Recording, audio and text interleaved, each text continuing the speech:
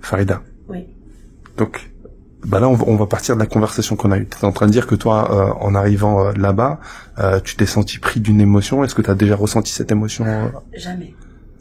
En fait, au moment où on approchait le haram, quand on commence à avoir déjà l'horloge de loin, je sentais mon corps trembler. C'est une sensation unique. Mon cœur qui palpitait et tout. Et une fois qu'on est rentré dans le haram et que j'ai vu la Kaaba, là, ça y est, j'ai éclaté en sanglots.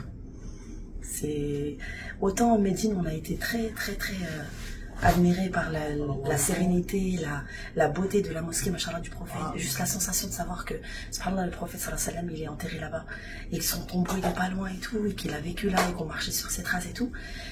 C'était aussi fort. Mais subhanallah, la Kaaba, c'était unique. À ton avis, qu'est-ce qui fait que tu t'es senti gagné par une telle émotion? En fait, quelque part, la Umrah, la base, c'est la Kaaba, c'est Mecca, c'est peut-être ça. Même à la télé, tout ça sur les réseaux, généralement, c'est l'endroit que tu vois le plus, c'est ta destination finale, on va dire. C'est peut-être ce qui fait que, non? Moi, personnellement, c'est peut-être, je sais pas. Alors, si c'est peut-être ta destination finale, quand tu rentreras en France, où est-ce que tu iras? C'est-à-dire? T'as dit que c'était ta destination finale. Non, étant à la Umrah. D'accord. D'accord. Donc il se passe quoi après être arrivé là? Une fois qu'on est arrivé ici. Tu te remets en question. Ta vie, je pense qu'elle prendra un autre tournant.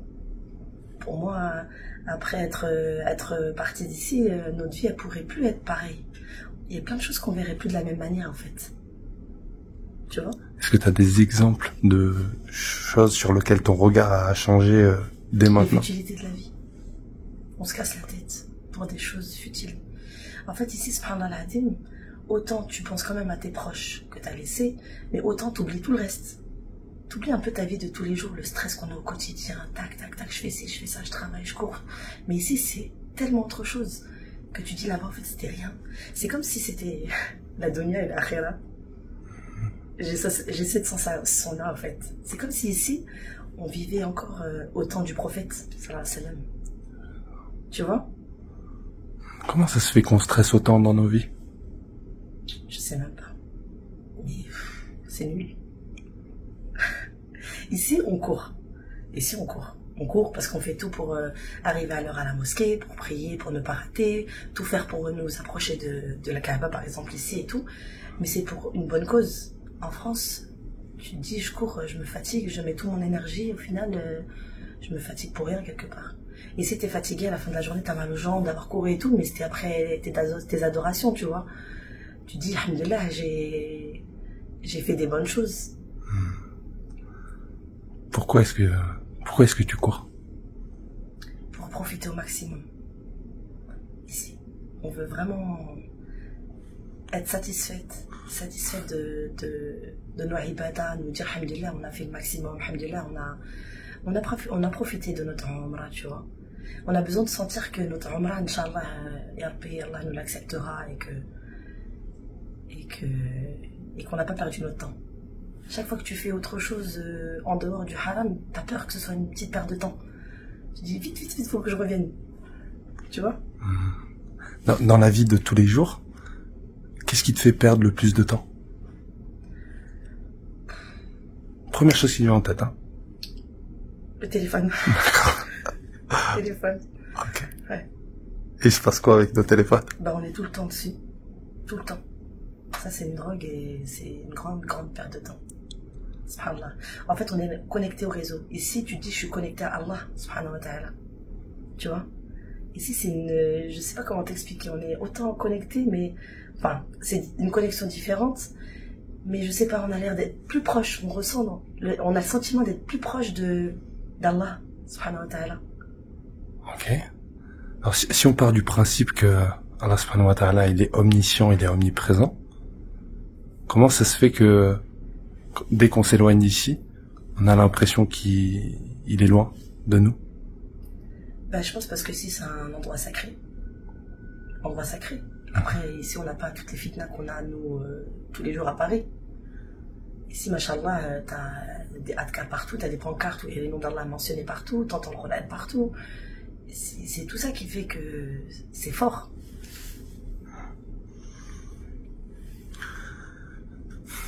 Qu'est-ce qu'il y a de plus fort en dehors de ce séjour, en dehors de cette rencontre, d'une certaine manière, ça a été quoi pour toi le moment le plus fort de ta vie? En dehors d'ici? Ouais. Fort en émotion. Peut-être. Positif ou négatif? Comme tu veux. Première chose Fort qui en vient en émotion? Bah, j'ai perdu ma mère, la rahma. L'année dernière, ouais. Je pense que c'était le moment le plus fort de ma vie. C'était quelque chose qui arrivait spontanément ou c'était un attendu? peu malade, mais c'était pas, c'était un petit choc. Ouais. Et ben justement, subhanallah, quand je suis rentrée au haram, je pensais qu'à elle. Je pensais qu'à elle. Toutes mes du'a au tawaf, c'était elle, Inch'Allah, aujourd'hui, j'ai l'intention de faire l'umrah pour elle. Je pense énormément à elle. Je fais beaucoup de du'a et ouais, c'était l'émotion la plus forte de ma vie, en dehors d'ici. Quelle est la plus belle sagesse qu'elle a pu te laisser ta maman? Première qui te vient en tête. La plus belle sagesse, la salade. La salade, c'était tout le temps, elle était derrière nous, tout le temps. Mariée avec des enfants, impossible d'être chez elle, d'être assise à côté d'elle à l'heure de la prière, machallah, sans que tu te lèves prier à l'heure, en fait. Ça, c'était, subhanallah, l'éducation, elle nous sert aujourd'hui, elle nous sert beaucoup aujourd'hui. Et tu dis, alhamdoulilah, elle a quand même éduqué ses enfants dans la religion et alhamdoulilah, elle a laissé des enfants pieux qui peuvent faire des du'a, qui peuvent faire des sadaqas et inchallah qu'on lui soit utile là où elle est aujourd'hui.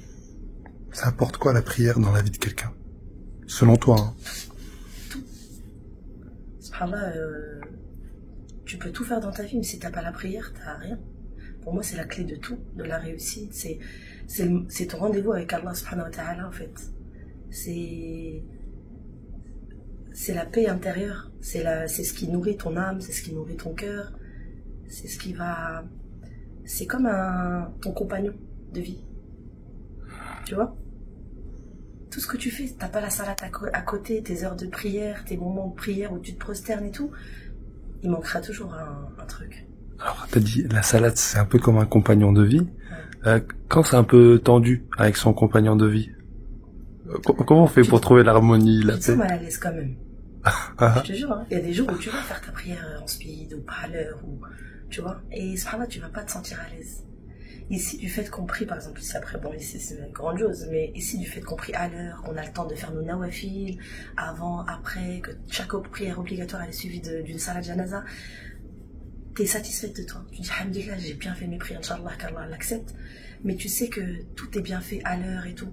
En France, des fois, il y a des moments où tu l'as fait à l'arrache, tu rattrapes des prières parce que bah, tu travailles ou quoi, et c'est pas...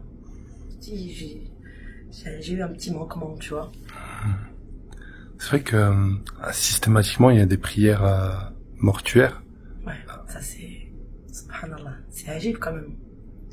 Et moi, ce qui me donne des frissons à chaque fois, c'est qu'à chaque fois, ils disent « As-salat ala al-amwat ou al-atfal » ou al-tifl. En fait, des fois, c'est juste « salat ala al-amwat », salat janaza sur les défunts.